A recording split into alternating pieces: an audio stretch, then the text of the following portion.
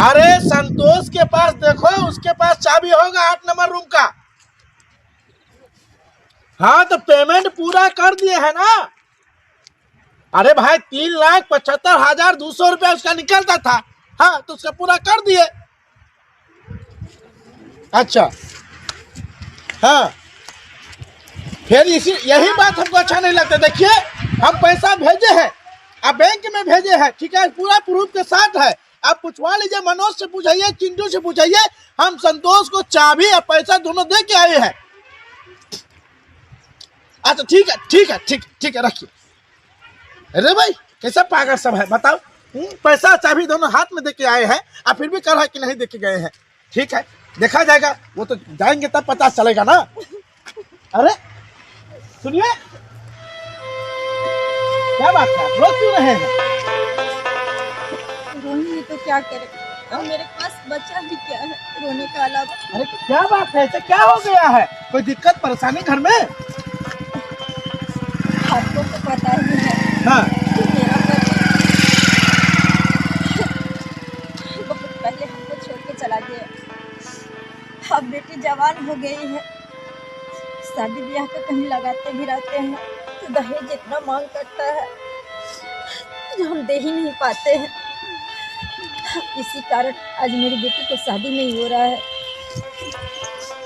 बताइए, जवान बेटी मेरे घर में पड़ी है, कल के दिन कोई नीच ऊंच हो जाएगा तो इस समाज में क्या मुंह दिखाएंगे हम? अरे सनिचरी जी, हम आपको पहचानते हैं, आपको पति को भी पहचानते हैं, इसीलिए तो रास्ते में रोक दिए। जैसा क्यों मुंह लटकाए हुए रोते हुए जा रहे हैं। आ रह गया बेटी के बात, तो उसको चिंता काहे करते हैं? अरे जिसका कोई नहीं है उसका भगवान है, और भगवान सबका जोड़ी बनाकर ही धरती पर भेजा है। चिंता मत कीजिए, यही बेटी का बोले के बात है। हाँ मालिक, दिन रात हमको नींद नहीं आता है, होश उड़ा है। यही सोच सोच के हम परेशान रहते हैं जो कैसे मेरी बेटी को हाथ में मेहंदी लगेगा, कैसे मेरी बेटी किस तरह मेरे दरवाजे से विदा होके जाएगी अपने ससुराल, ताकि इस समाज में हम भी मुड़ी उठा के चल सके, कोई हम ताना न दे हमें। अच्छा सनिचरी जी, एक बात बताइए, वो जो देखे थे एक बार ललिया, वही तो आपका बेटी है ना? हाँ मालिक, वही मेरी बेटी है। अच्छा, थोड़ा दिमाग से कम है। बदमाश देखने में भी देखो सुंदर है।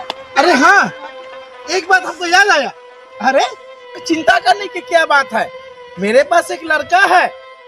हाँ, अब मेरे ही कंपनी में काम करता है, अच्छा खासा पैसा भी कमाता है, अब बुद्धिमान भी लड़का है। बस लड़का ईमानदार है, बेचारा को जैसे कहते हैं वैसे सुनता है।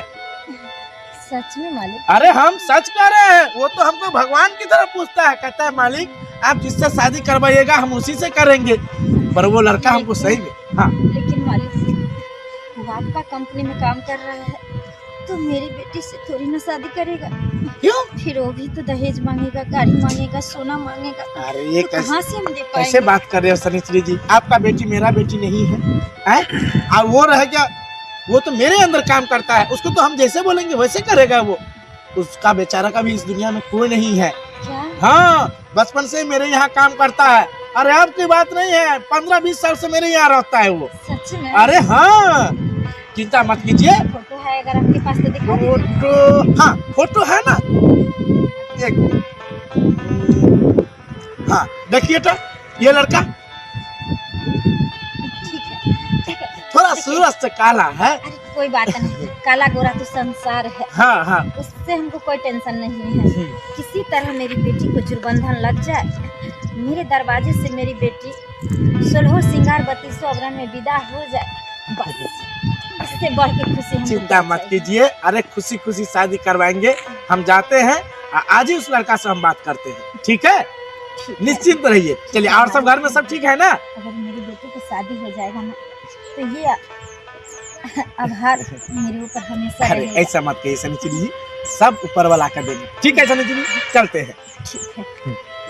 सही में इंसान कहता है ना, जिसका कोई नहीं होता है उसका ऊपर वाला होता है, और इस धरती पर जो भी पैदा लिया है सबका जुर्बंधन भगवान लगा देते हैं। हर समस्या का हर समाधान है। किसी तरह मेरी बेटी खाली विदा हो जाए। भगवान की जय हो।